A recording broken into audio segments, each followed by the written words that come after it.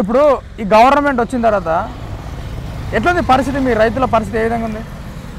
హామీలు ఇచ్చిండని ఆశపడి వేసినాం. ఆ హామీలు ఏ ఒక్కటి కూడా నెరవేరలేదు. ఓకే. ఇప్పుడు ఫ్రీ బస్సు పెట్టి నడుస్తుంది. ఓకే. రైతు బంధు బారణ పడ్డది, శరణ పడలేదు. ఈ రైతు బంధు విషయంలో రైతులందరికీ మేము రైతు బంధు ఇచ్చినాము అనుకుంటా మాట్లాడుతూ ఉన్నారు కదా. లేదు, ఇంకా శరణ మిగిలిపడే ఉన్నది. అంటే అందరికి రాలేదు. ఓకే. తులం బంగారం ఇస్తానన్నాడు, మహిళలకు 4000 ఇస్తానన్నాడు. ఏ ఒక్కటి కూడా ఇవ్వడం జరగలేదు. అవి ఇస్తే బాగానే చేస్తాడని జనం కూడా ఉత్సాహంగా ఉంటాం కదా. అంటే ఇప్పటివరకు రేవంత్ రెడ్డి అనే మనిషి ఇప్పటివరకు అసలు ఏం పనులు చేయలేదు. పనులు ఎక్కడ చేసాడు? మరి 6 గ్యారెంటీలు అమలు అయినాయి అని కూడా చెప్తా ఉన్నారు కదా. అమలు ఏది? ఏది గ్యారెంటీ అయింది? ఒక ఫ్రీ బస్సు తప్ప. అంతేనా? ఏది చెప్పు. తులం బంగారం ఇస్తానవా, 4000 పింఛన్ ఇస్తానవా, 15,000 రైతు బంధు ఇస్తానవా, ఏమి ఇస్తానవు? పోయిన గవర్నమెంట్లో మీ రైతుల పరిస్థితి ఏ విధంగా ఉండే? అప్పుడు రైతు బంధు సకాలంలో ప్రతి పసలు పడేది. రైతు బంధు 200 పింఛన్ కాంగ్రెస్ గవర్నమెంట్ ఉంటే ఈయన 1000 చేసిండు. 1000 రెండో టైంకు మళ్ళీ 2000 చేసిండు పింఛని. అన్న మాట ప్రకారం చేసిండు. ఓకే. ఇంటింటికి నీళ్ళు ఇస్తానన్నాడు. కరెక్టే. దేశమంతా పైపు లైన్ పరిచిండు. ఖచ్చితంగా నీళ్ళు వస్తాయి. ఒక్క గ్రామ పంచాయతీ బావి నడతలేదు ఇప్పటి వరకు. ఆ నీళ్ళే తాగుతాను, ఆ నీళ్ళే కడుక్కుంటాను. ఏది ఇప్పుడు మిషన్ భగీరథ ఆ నీళ్ళే.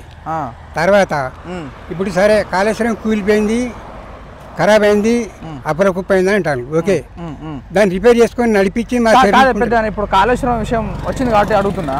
ఇప్పుడు కాళేశ్వరం వల్ల మీ రైతులు ఉపయోగపడ్డదా? మీకు రైతులకి కాళేశ్వరము పడ్డదా? అంటే ఎట్లా నీళ్లు మొత్తం కంప్లీట్ గా చెరువు కుంటలు కంప్లీట్ నింపింది మాకు. కాలమైనా కాకుండా నార్లు పోసుకున్నాం, నాటేసుకున్నాం. తర్వాత వర్షాలు వచ్చినాయి, సకాలంలో పంటలు పండినాయి. ఈసారి అంటే లబ్ధి పొందిలు మీరు కాళేశ్వరం నుండి. ఓకే, సరే పోతే పోవచ్చు పిల్లలు. అవును. అది కాంట్రాక్ట్ తప్పో ఎవరు తప్పో దాన్ని సరి చేసి నువ్వు నడిపించి మాకు నీళ్ళు ఇవ్వాలి. అది ఖరాబ్ అయిందని దాన్ని మూల పెట్టి కేసీఆర్ పేరెత్తదని నువ్వు నీళ్ళు తీసుకురాక, కుంటలు నింపక, పార్టీని బదనం చేసుకుంటా. నేను రాజకీయం చేస్తుండే కాదు, నాకు సంబంధం లేదు. ఒక రైతుగా చెప్తాను నేను. ఇప్పుడు మేము పండిస్తున్నా కదా దేశం అంతా బతికేది. మరి మా కడుపు కొట్టి మళ్ళీ మీ కడుపు కొట్టబట్టి. అయ్యో మేము బండి ఏంది పని మీకు ఎట్లా వస్తుంది? ఇప్పుడు సిటీ హైదరాబాద్ ఉన్నది, ఎటు దగ్గర 300 కిలోమీటర్లు పెరిగింది. వాళ్ళు ఏం తిని బతారు? వాళ్ళకి పంటలా పొలమా? రైతు పండితేనే కదా సిటీ పోయేది. ప్రతి వాళ్ళు రైతుతోటే కూరగాయలు కానీ, వడ్లు కానీ, జొన్నలు కానీ ప్రతిదీ రైతు పండితేనే కదా. ఇప్పుడు రైతులకు అసలు యాక్చువల్గా మీకు కావాల్సింది కరెంటు ఒకటి, నీళ్ళు ఒకటి, రైతులకు కావాల్సింది. సరే, ఇప్పుడు కొత్తగా స్కీమ్ తీసుకొచ్చిండు కాబట్టి ఒక రైతు బంధు ఇస్తే మీకు బరాబర్ ఉంటుంది. కానీ ఇప్పుడు ఈ గవర్నమెంట్ వచ్చిన తర్వాత 22 నెలలు అవుతుంది దగ్గర. ఇప్పుడు ఎట్లుంది పరిస్థితి? అంటే మీ నీళ్ళ విషయంలో కావచ్చు, నీళ్ళ విషయంలో అయితే రైతులను చాలా బాధపడ్డాం. ఇప్పుడు సకాలం వల్ల నాట్లు వేయలేదు, నాట్లు వేయలేదు.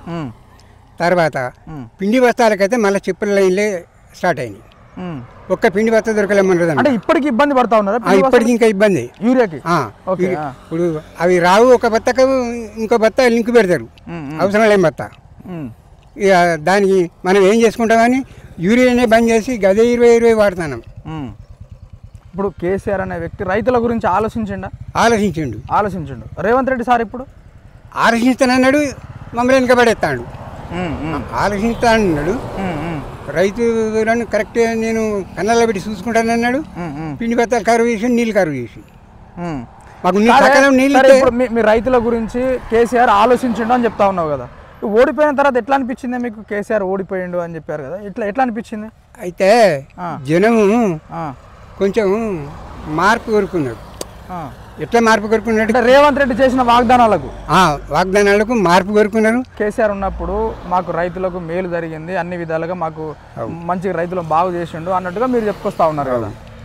ఒకవేళ కేసీఆర్ అనే వ్యక్తి ఈ తెలంగాణ తేకపోయి ఉంటే మీ పరిస్థితులు ఏ విధంగా ఉంటే నీ అనుభవం తెలుసు, మీకు తెలుసు కదా మామూలుగా. ఘోరంగుడు అంటే ఏ విధంగా అంటే ఈ కాలువలు రాకపోవు, నీళ్ళు రాకపోవు, బాయిలలో నీళ్ళు వెళ్ళకపోవు,